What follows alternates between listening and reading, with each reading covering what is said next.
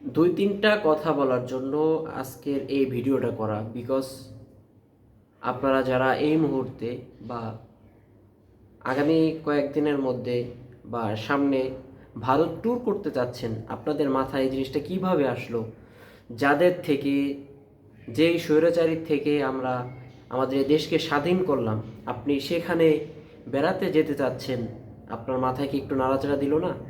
আমরা কাদের থেকে স্বাধীনতাটা অর্জন করলাম? এত মানুষ জীবন দিয়ে আমরা রাজপথে আন্দোলন করে রক্ত ঝরিয়ে এত কষ্ট করে আমরা যে এই স্বাধীনতাটা অর্জন করলাম, কাদের থেকে করলাম?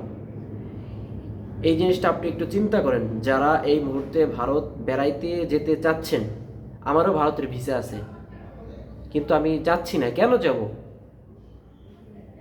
আমরা এত কষ্ট করে দেশ স্বাধীন করলাম, স্বৈরাচার বিদায় করলাম।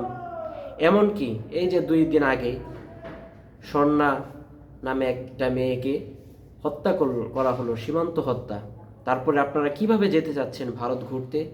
আমি সোশ্যাল মিডিয়াতে দেখি বিভিন্ন group, Kolkata, Sikkim tour, Kashmir tour, Meghalaya tour, group tour, এই ট্যুর সেই ট্যুর।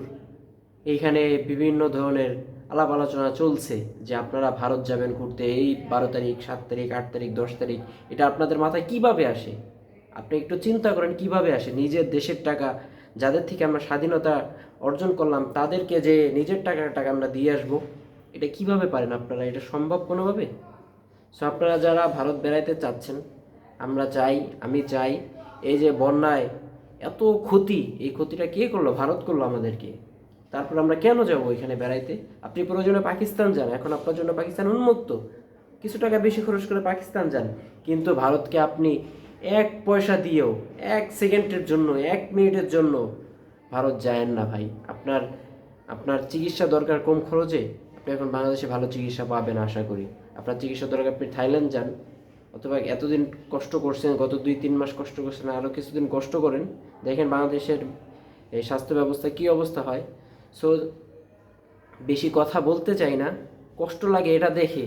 আমরা যারা স্বাধীন করলাম, এত কষ্ট করে স্বাধীন করলাম, যারা এখন যেতে চাচ্ছেন কলকাতায়, তারাও এই আন্দোলনে যুক্ত হয়েছেন। তারপর আপনারা কিভাবে যেতে চান? ভিসা লাগাইছেন, ভিসা ভবিষ্যতে পাবেন কি না এই টেনশন। ভারত কেন, ভারতের বাপ দাদারাও ভিসা দিবে। ভিসা নিয়ে কোনো টেনশন করবেন না, কারণ ওদের সব থেকে বড় ট্যুরিস্ট কান্ট্রি হচ্ছে বাংলাদেশ। দ্বিতীয়তম ট্যুরিস্ট কান্ট্রি হচ্ছে বাংলাদেশ, যেখান থেকে সব থেকে বেশি মানুষ ভারতে ঘুরতে যায় বা ভারতে ট্যুর করে। সো আপনারা ভারত ঘোরার চিন্তা মাথা থেকে বের করে ফেলেন। সবাই ভালো থাকবেন। আসসালামু আলাইকুম।